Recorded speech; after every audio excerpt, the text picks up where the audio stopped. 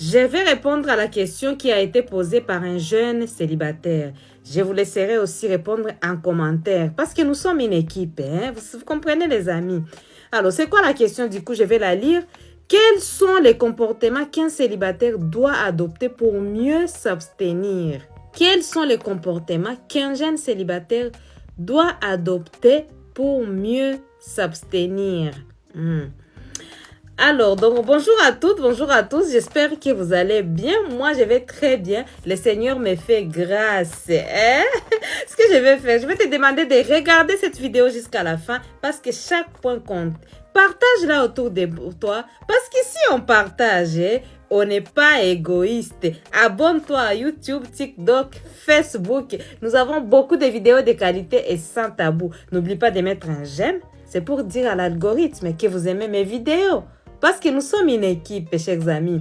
Donc, quels sont les comportements qu'un jeune célibataire doit adopter pour mieux s'abstenir? Oui, parce que je conseille d'avoir l'abstinence pour éviter tout ce qui est désordre sexuel. Dans les désordres sexuels, il y a beaucoup d'inconvénients qu'on a dit sur les plans spirituels, sur les plans physiques, pour des grossesses non désirées, toutes ces choses, les attaques spirituelles, toutes ces choses-là. En tout cas, par rapport à soi, même perte de temps, perte d'énergie, perte d'argent. Donc, un jeune qui est célibataire, hein, il doit tout faire pour bien s'abstenir en tout cas. Maintenant, oui, on ne peut pas dire qu'on doit s'abstenir sans donner les conseils. Hein. Qu'est-ce qu'on doit faire pour mieux s'abstenir, quoi, pour s'abstenir, quoi. Donc, la première des choses qu'il faut faire, c'est éviter d'avoir une copine ou un copain. Éviter d'avoir une copine ou un copain. Quand tu sais que tu n'es pas prêt pour un mariage, ne te mets pas dans une relation. Parce que si tu te mets dans une relation alors que tu n'es pas prêt, tu seras tenté. Hein? Parce que la Bible dit, fuyez l'impudicité. Il faut fuir. L'impudicité, tu ne vas pas être là. Oh, j'ai le Saint-Esprit. Le Saint-Esprit, Dieu va m'aider. Et puis tu restes là. Non. Il faut fuir. Hein? Vous savez, Joseph, c'était quelqu'un vraiment qui craignait le Seigneur. S'il pouvait, il allait rester avec la femme de Potiphar. Maintenant, il a compris qu'il a un corps parce que le corps est faible. Et le corps de tout le monde est faible. Hein? Comme le corps est faible, il faut fuir l'impudicité. Vous avez vu même David, l'homme selon le cœur de Dieu. Mais David a été tenté par la femme d'Iri. Hein? Il s'est tenté lui-même en se promenant, etc. Vous voyez? Et il a même fait en sorte que les maris de cette femme soient assassinés. Hein? Donc, il faut fuir. Comment un jeune célibataire va fuir de l'impudicité? Dans un premier temps, ne te mets pas dans une relation tant que tu n'es pas prêt pour le mariage. Tant que tu sais que tu n'es pas prêt, tant que tu sais que tu vas te marier après 10 ans, tu vas te marier après 8 ans, tu n'es pas encore prêt, ne te mets pas dans une relation. Quand tu n'es pas dans une relation sans objectif, donc déjà, tu es un peu préservé, quoi. Une relation sans objectif, c'est-à-dire que tu as une copine, vous ne savez pas si vous allez à gauche ou à droite. Vous n'avez même pas le sujet de conversation. Vous allez être tenté. Vous ne savez pas quand est-ce que vous allez avoir votre premier rapport. Vous allez être tenté parce que les délais seront longs, quoi, par rapport à tout ce que vous avez à faire. Donc, ne vous mettez pas dans des relations sans objectif dit mariage. Il faut que, quand vous vous mettez dans la relation, il faut que vous sachiez quel jour vous allez vous marier. Est-ce que c'est après 2 ans, après 3 ans? À ce moment-là, vous aurez beaucoup de sujets à parler. Vous parlerez des nombres d'enfants, vous parlerez de votre organisation, vous parlerez de ces choses-là, quoi. Vous n'aurez pas, en fait, vous n'allez pas avoir des temps morts qui vont vous faire à ce que vous puissiez vous tenter. La deuxième des choses qu'il faut faire, une fois que tu es prêt, en tout cas, pour l'engagement, tu as maintenant une fiancée, un fiancé, il faut éviter d'être à chaque fois à des endroits où vous êtes seul. C'est-à-dire que à chaque fois quand vous êtes ensemble, tu es chez lui, chez ces messieurs-là, ou tu es chez cette femme-là. Il faut éviter ça, On a dit qu'il faut fuir. Donc, il faut éviter de te mettre en danger parce que le corps est faible.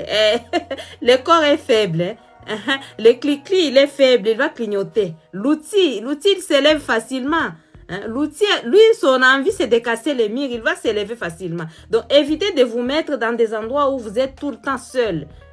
Je ne dis pas que oui, ça peut arriver que tu sois chez ton fiancé, chez ta fiancée, mais il faut pas que il faut que ça soit des moments qui sont rares pour éviter que vous puissiez tomber, pour éviter que vous puissiez rompre ce que vous ne voulez pas, pour éviter que vous puissiez sortir de l'abstinence, quoi. Donc, il faut chercher à aller souvent dans des restaurants. Quand vous allez causer, dialoguer, vous êtes dans les restaurants, c'est mieux, il y a du monde. Ou quand tu es chez ta fiancée, il faut que peut-être que ses parents sont là, sont à l'extérieur et que vous êtes au salon. Ça va vous protéger. Ou il y a toujours quelqu'un, enfin, en tout cas, c'est pas qu'il y a quelqu'un qui est avec vous. Non, vous êtes seul, mais votre cerveau sait que au salon, quelqu'un peut entrer à tout moment. Ça va vous protéger. Dans le deuxième temps. Je sais que vous craignez le Seigneur, je le sais. Et si tu ne crains pas le Seigneur, je t'invite à craindre le Seigneur. C'est vraiment très important pour ta vie, pour ton futur, pour l'éducation de tes enfants.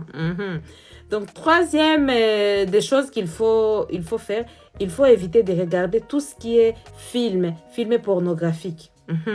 Quand tu vois les films pornographiques, tu vois la fille comment elle simule. Tu vois les garçons comment il est en train de gémir. Tu vois maintenant les tailles des outils. Tu vois les tailles des fleurs. Toi-même, ça va te mélanger dans ta tête. Quand ça va te mélanger, ça va faire à ce que ton clic-clic puisse clignoter. Et à ce moment-là, si tu as une copine, il y a une facilité. Donc, tu peux tomber avec facilité parce que ton cerveau est déjà rempli de toutes ces choses-là. Donc, il faut éviter de regarder tout ce qui est film pornographique. Et je vous signale que c'est des acteurs qui sont en train de jouer leur rôle. Il n'y a pas la vérité dans ça. Ce n'est pas ça la vraie sexualité. C'est des acteurs. Donc, évitez de regarder ces films-là qui vont stimuler son cerveau, ce qui n'est pas une bonne chose pour toi. La question est allée encore plus loin en disant quels sont les repas qu'il faut consommer, qu'est-ce qu'il faut boire pour que ça nous permette d'avoir l'abstinence. Sinon, au niveau de la nourriture, il n'y a rien que je peux te conseiller. Au niveau de la nourriture, ce qui est important pour ta santé, pour ta sexualité, ta future sexualité et pour ton bien-être, pour ta vieillesse aussi, c'est de manger équilibré, beaucoup de quantité de légumes, quantité de viande moyenne. Donc, la part ici, sur la paume des mains. Et puis, la quantité, tout ce qui est féculent, il faut que ce soit une petite quantité. Vous avez les foufous, frites et tout ça, c'est une petite quantité. Et un peu de matière grasse. Donc, n'abusez pas à prendre beaucoup de matière grasse, à trop cuire les aliments. Il faut éviter de trop cuire. Et il faut boire 2 litres d'eau par jour. 2 litres d'eau par jour.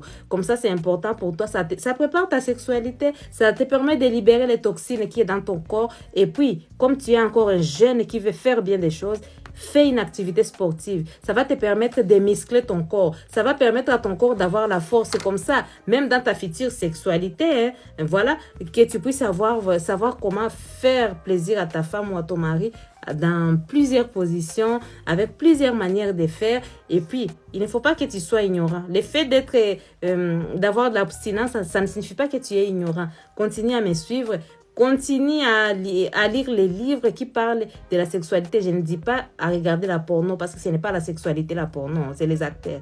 Lis les livres et il faut avoir la connaissance comment fonctionnent les généralités de la sexualité masculine, féminine. Tout ça, ça va te permettre de sortir de l'ignorance et de faire des choses bien. Donc, je vous fais des gros bisous. J'espère que vous avez liké, que vous avez partagé parce qu'on n'est pas égoïste ici. Je vous fais des gros bisous. Et je vous dis à très bientôt pour une nouvelle vidéo. J'attends vos commentaires. C'est important pour moi de voir vos commentaires.